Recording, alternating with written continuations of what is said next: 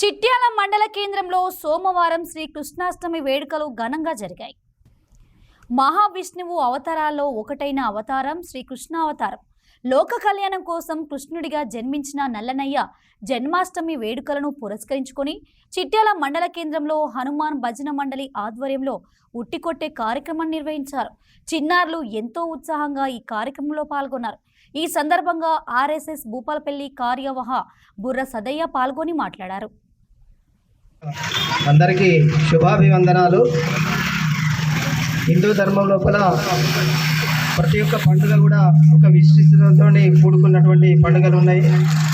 అందులో ముఖ్యంగా శ్రీకృష్ణుడు ద్వాపర యుగం లోపల ఎప్పుడైతే సమాజం లోపల చెడు విపరీతంగా పెరిగిపోయి ప్రజలను పీడించేటువంటి రాక్షస ప్రవృత్తి పెరుగుతుందో అప్పుడు ఈ భూమి పైన భగవంతుడు ఏదో ఒక రూపంలో జన్మించడం జరిగింది.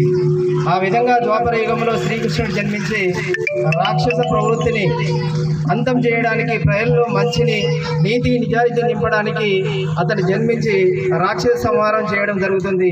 ఆ విధంగా అంటే మన యొక్క ధర్మం, హిందూ ధర్మం చెప్పేది ఏంటంటే కలిసిమెలిసి జీవించి అందరి కష్ట సుఖాలను తమగా భావిస్తూ ఎవరికి నష్టం చేయకుండా నీతి నిజాయితీతో బతికేటువంటి జీవన విధానాన్ని అవలంబింపజేసినటువంటిదే హిందూ ధర్మం.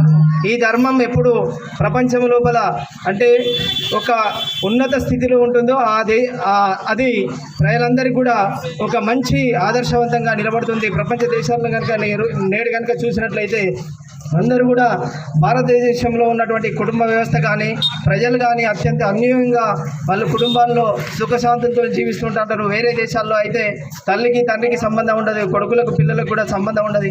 అటువంటి కల్చర్ పెరిగిపోయిన సందర్భం లోపల హిందూ ధర్మం అనేది అంత విశిష్టతో కూడుకున్నటువంటిది.